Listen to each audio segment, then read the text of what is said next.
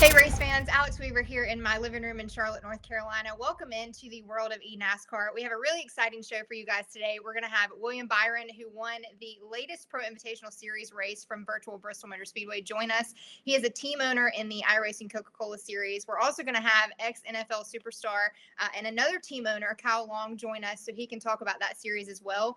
The voice of iRacing, Evan Posocco, who has basically been the voice of every single series that's ran pretty much for the most part on iRacing here in the last couple weeks. He's going to join us to give us all of his insider info. But first, we have to recap the race from virtual Bristol Motor Speedway for the Pro Invitational Series. It was a heck of a race. Let's take a look. Drivers, start your engine! Let's go, baby! Yeah! As we see, William Byron takes the green and gets out to an early lead. And I think we're going to see a spin. Oh! And I tell you, what I did see is a lot of guys saving tires and were starting to come up through the field. Pretty phenomenal start to the day there for the 24 William Byron. It's working the bottom there on Bobby Labonte. Oh, no! He said he was going to do it. Around goes Labonte, and there goes Boyer. And Priest by a fender. Ahead, behind, here they come to the line. I think Nemechek with the win over only by about an inch. Second caution and no, Clint. Boyer. What happened? I got Bubba. Boyer, I don't know. You might want to watch the replay because it looked to me like he came up on Bubba. You got to rewind. That was on purpose. We were already wrecked. Yeah, and the one of Kurt Busch was outside. Boy, hard to tell, Mike. Just really close racing. The one was there that looked like Jimmy was trying to give him room, but then they touched. I've just fired my virtual spotter. I have the TJ Majors spotter pack as one of the options, and that's twice now he's cleared me, and I haven't been cleared. So everybody says TJ is so good, but this virtual version of him is cost me twice. Payback from something that must have happened earlier in this race. I don't think this is over yet. No. It's like, you ruined my day, let me ruin your day. Daniel Suarez and Kyle Larson have been parked for the remainder of the event. Boy, William Byron just so good in iRacing, has a lot of laps, a lot of races under his belt. Pretty good win percentage. I think I talked to him earlier this week. He said over a 20% win percentage, so he's showing his skills in iRacing right now as he takes this lead. Joey Logano in the 22 goes to the inside of Keselowski. They make contact, and Keselowski spins and could not get the car rolling, and here comes Chris Buescher. Ouch. Oh, contact. Bump Timmy and Hill, run. almost 3 wide as they come to the checkered. But Nemechek hangs on for second. William Byron is the winner. A lot of action from Bristol Motor Speedway, the virtual Bristol. And now we're going to be welcomed in by the driver of the number 24 for Hendrick Motorsports, who is actually the winner of that race. Welcome in, William Byron. How are you? Good.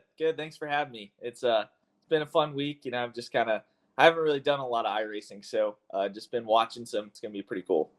Well, we have to talk about, you said you haven't done a whole lot of iRacing. Well, it's because you've done a whole lot of iRacing your whole life, because that's basically how you got started into the sport. So does it take a lot of practice for you to get ready for these races? Because we knew it was only a matter of time before you made it to victory lane for one of these and you got there at Bristol. Yeah, I mean, it takes, honestly, for me, about 30 minutes to an hour just to prepare. I think that for me, I try to race the races that go on throughout the week, and I feel like those are honestly the best way to get acclimated to what the car drives like and things like that. So really just been doing some practice races last week, and I've got my esports team that does a good job. Nick does a great job, and my other driver, John, too. So those guys do really well, and they keep me honest, and they're pretty fast. So if I can keep up with them, I know I'll have a pretty good day. We saw the rest of the field. You made it look pretty easy, but the rest of the field was struggling not only with the wall at Bristol, but they were also struggling with each other. Were you as prepared that guys were going to tangle and get a little aggravated with each other? Because it is Bristol, so that's what we expect, but it also is virtual. So were you surprised by a little bit of the tempers? Yeah, I was a little surprised that guys were banging off each other so quickly during the race. I thought at least we'd get to like lap 100 and then then it would all break loose and everyone would start wrecking each other. But it happened pretty quick. I think I was so impressed. I was watching Kyle Busch. He had an in-car or whatever, and he actually had his real spotter spotting for him, which I thought was neat. But guys were just diving it in there and like bunch of dive bomb moves and just not a lot of. I'm like, why would you ever do that? But I don't know. There was definitely a lot of impatience going on. Yeah, social media is always one of my favorite parts about the post-race of Bristol. So it did not disappoint this past Sunday as well. I want to talk about your paint scheme too, because you had a really cool paint scheme. I know that you had a hand in helping design that, but the blue flames were a new look for you, and we liked it.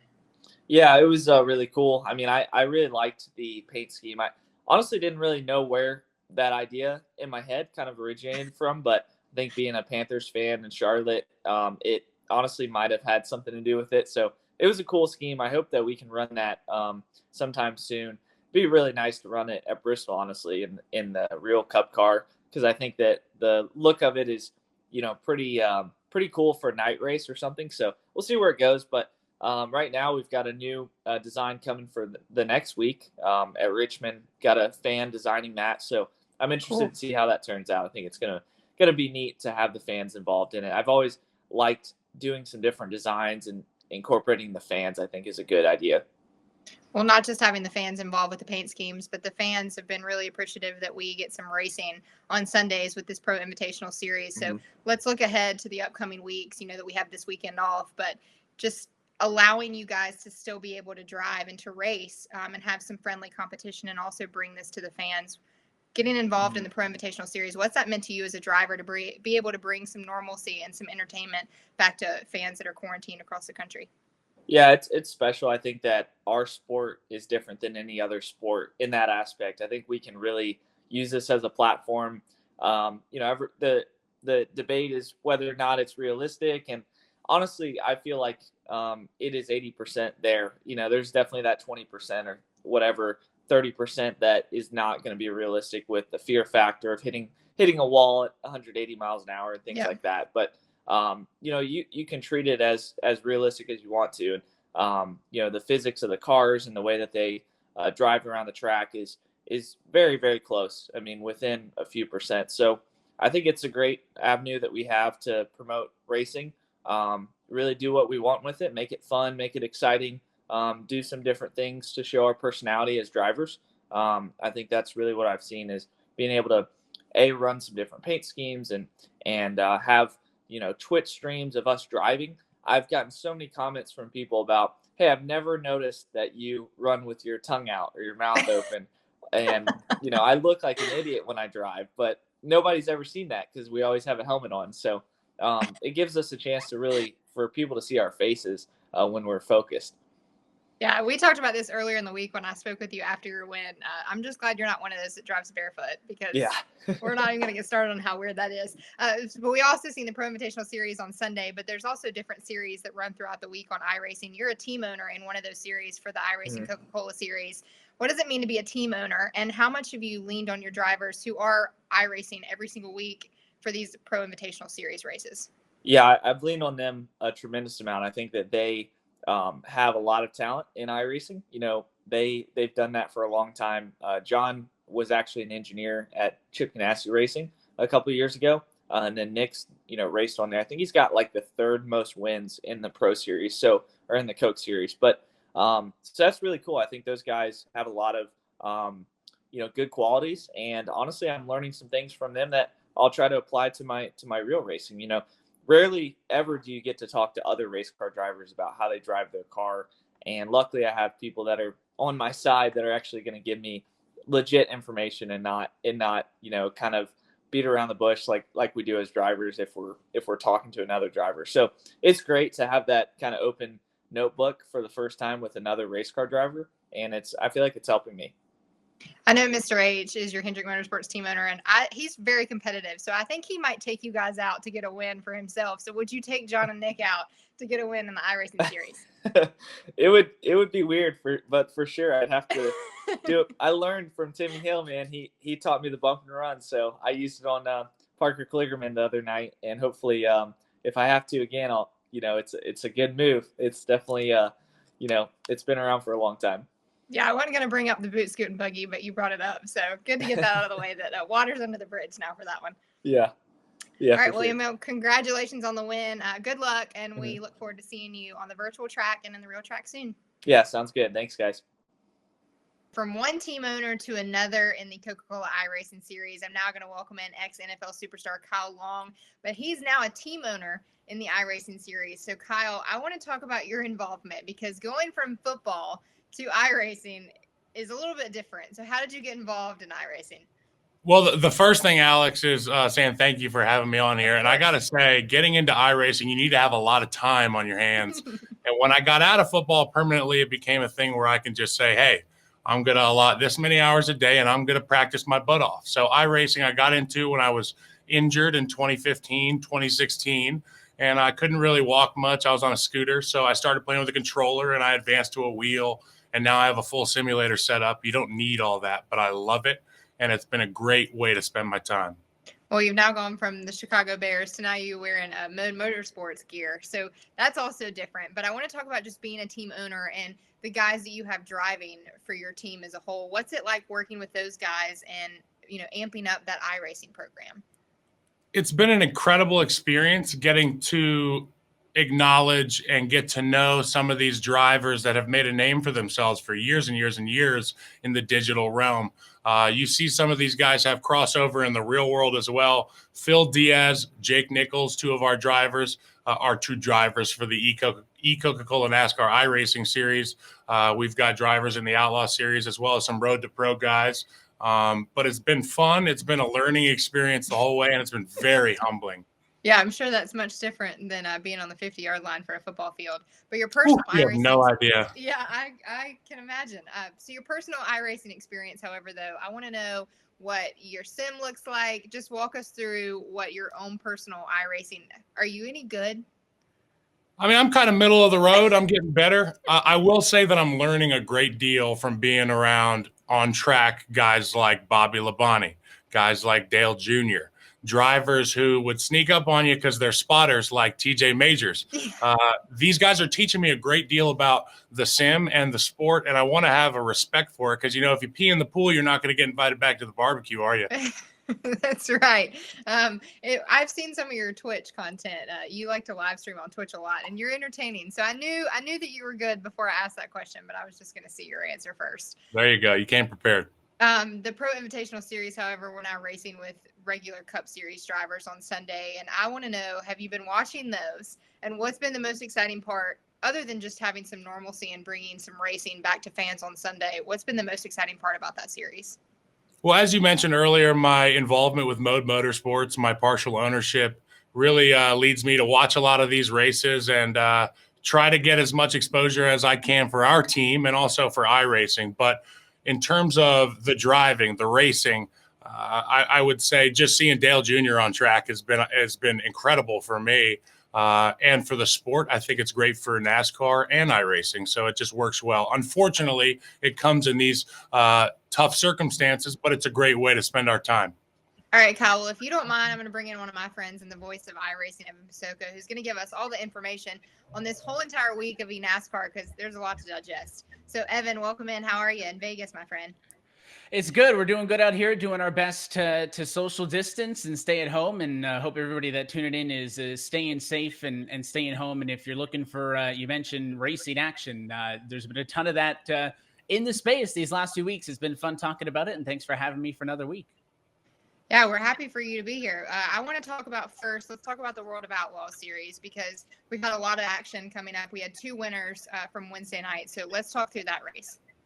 Yeah, it was our second time out on Fox. As I mentioned on FS1, I mentioned last week that we've had a bunch of these throughout the weeks, and there's still some streamed online Mondays and Tuesdays as well. So if you don't want to wait for the big show on Fox, there's tons of World of Outlaw stuff. But of course, we went to Knoxville, which was super fun, and we saw more I don't know if celebrity drivers is the right way to put it, but the non-World of Outlaws guys. We see, Dale Jr. trying to get involved with some of the open wheel stuff. Well, we saw some of the NASCAR drivers get involved.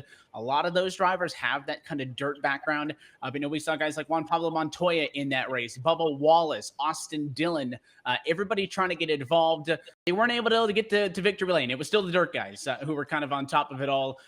Corey Gordon getting the win in the late models, and Kevin Swindell taking home the win in the sprint cars. And I know I mentioned last week that dirt racing is kind of the big thing on iRacing right now with everybody trying to do it. I've tried it in the last 6 days, not for me. So I'll keep to watch. Evan, it is hard. I mean, the car drives nothing like you think it would. You put your foot on the pedal and the thing spins around. You can't turn left. You can't turn right to get out of pit road.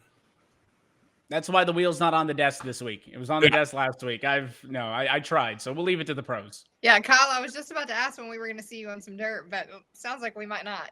Well, you know what? I can do a lot of the dirt stuff, but I don't like the non-wing dirt, the midget specifically. I do really enjoy the dirt street stock. It drives what I would imagine hoot and holler and good time old steel hunk of junk would be driving like on some dirt. So when you get in the dirt midget, I'm a little over my head. Yeah, I'm a little over my head with there as well. But we've seen a lot of the Cup guys, as you mentioned, Evan be in that race. Christopher Bell won one of those World Outlaw Series events. Kyle Larson. But a lot of these guys are also switching gears and competing in the NBC Short Track iRacing Challenge, which is a new thing for NBC. What are we in, their first or second week of this?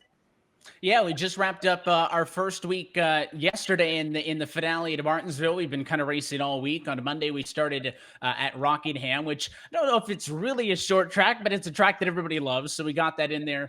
We went to Lucas Oil on Tuesday. It's tough. That's another one that I was no good at. Wednesday, we did Myrtle Beach, which I can drive, not as good as the guys did. I think that was kind of the race of the week. And then, of course, the finale was yesterday night on NBC. And if you tuned in, William Byron was dominant in that one, but on the competition yellow, he got a little bit too confident, and he's like, you know what, I'm going to pit and go to the back and show these guys up, and he could not catch Chase Briscoe at the end, so Chase Briscoe actually kind of steals that race win from him, and hopefully if everybody tuned in and enjoyed it, we can do some more, because iRacing has a whole host of local short tracks on the service, and my mind's kind of already raced on my wish list of what I would like to see if it comes back for a second week.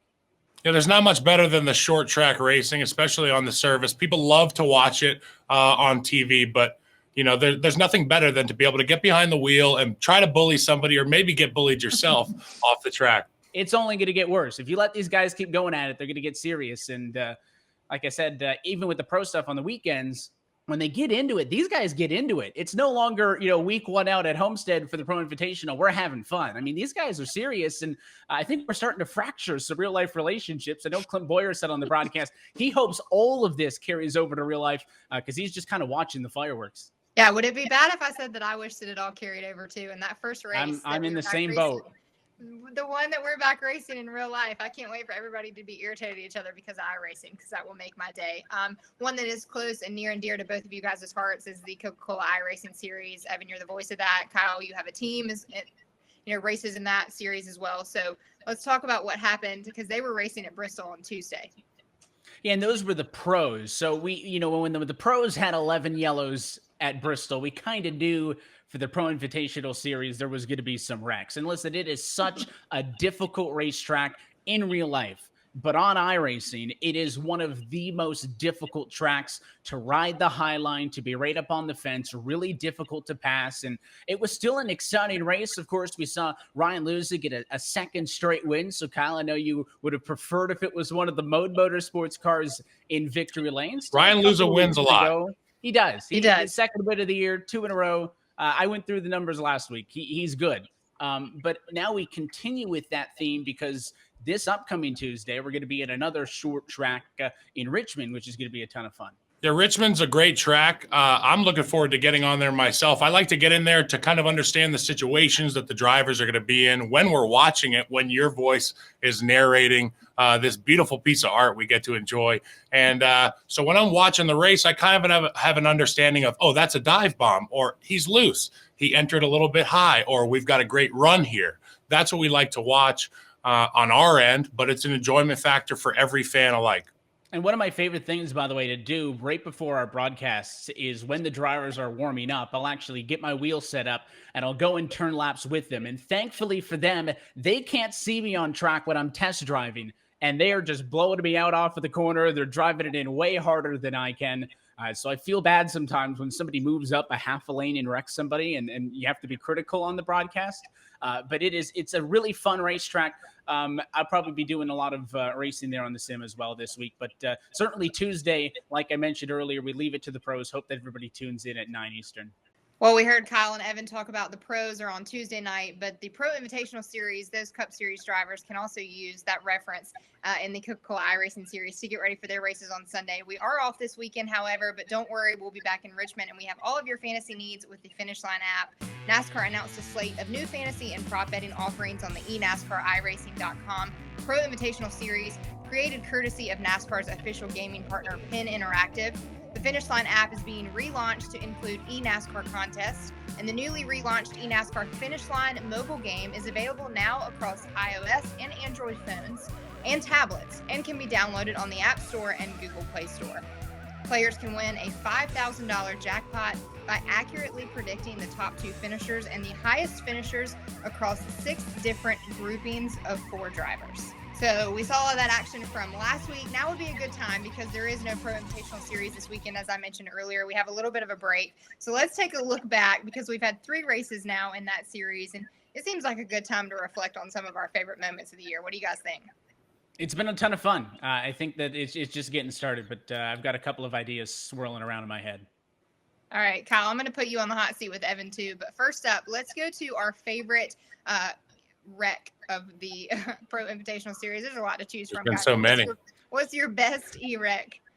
Well, the drivers have been real courteous and given us a lot of options, especially last week at Bristol. But I'm going to go 2 weeks back. I think Kyle Busch and Ryan Blaney making a big mess in turn 3 was my, I don't know if favorite's the right way to put it, but most spectacular. Yeah, it was a spectacle, absolutely. But I would say anything involving some of the GOATs. Jimmy Johnson making his way onto the virtual racetrack last week, having some trouble putzing around. And, they have the POV cam there from his rig, and he's laughing his butt off and he's having a good time. He's not angry about it. He's learning, and I know that these guys are getting better.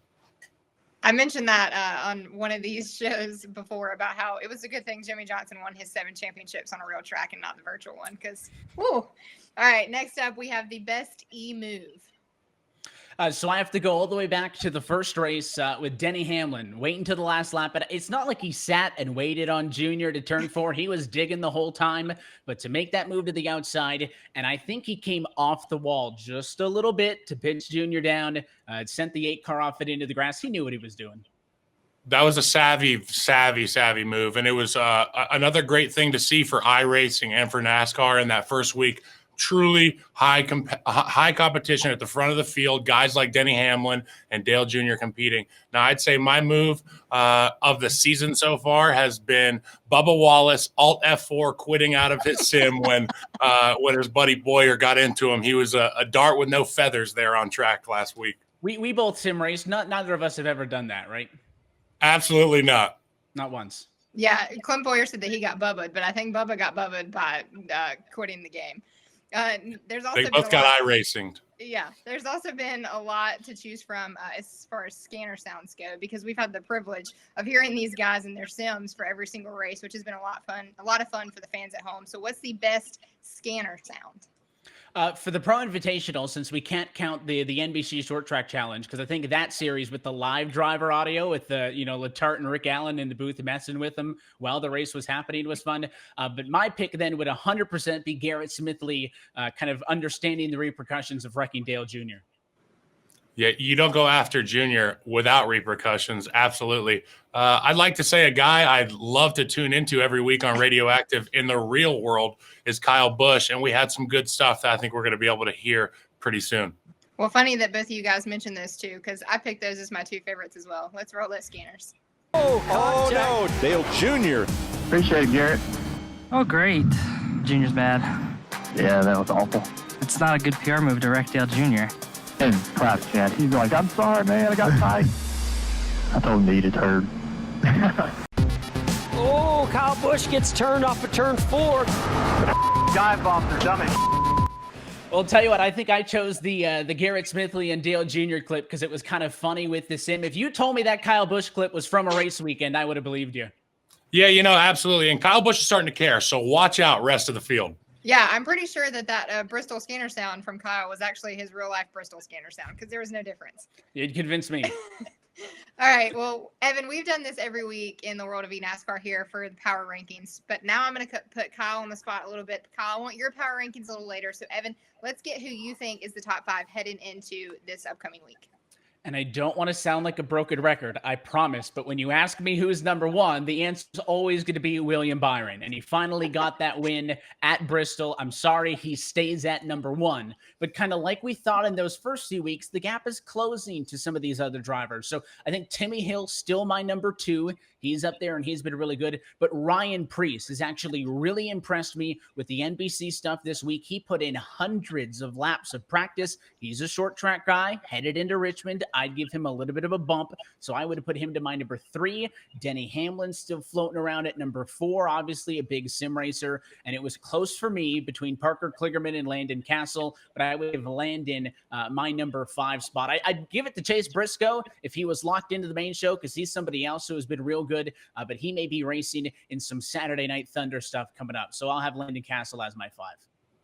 Yeah, Evan, I agree with you in large part on this list, especially the top half. I mean, it's kind of cemented there with Byron being the fastest right now. My list is nearsighted and sort of fan-sided. I'm going to start with my number 5, and that's Dale Jr. I think he's a guy who has limitless potential within the iRacing sport. His knowledge and his field of people around him is going to help him get better and better. Also, he's really getting that competitive edge back. I'd say number 4, Landon Castle, a guy that we can both agree has been really, really great. I wanted to put Parker in there, but I didn't have enough for the 6th spot. So I'm going to go Denny because he beat Dale. And obviously our 2 will be Timmy Hill and then William Byron, the 1.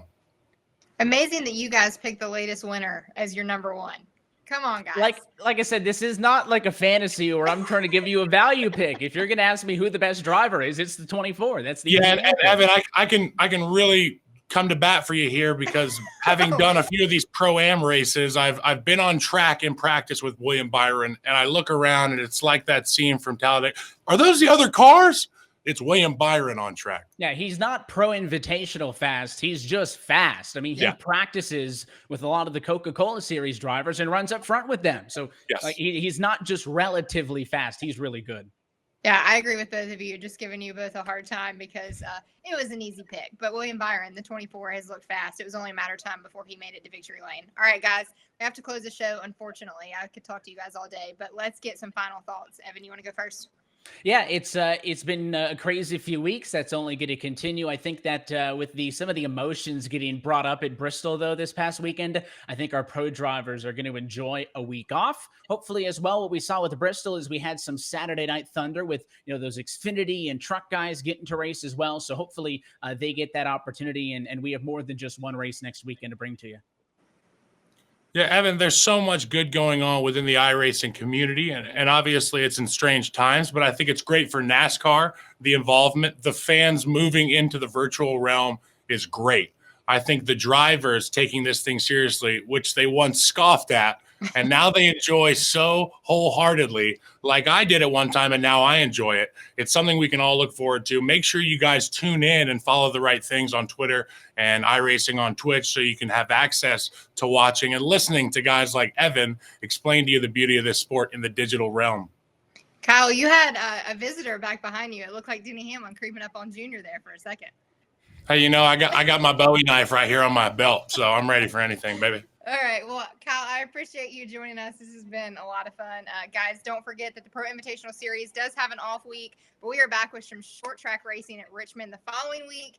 And then don't forget to tune in to the Coca-Cola iRacing Series coming up Tuesday at 9. Evan will be on the call. Kyle's team will be taking to the track. It's going to be a good week of some eNASCAR. We're looking forward to it. And thank you both. Thank you. Thanks for having us.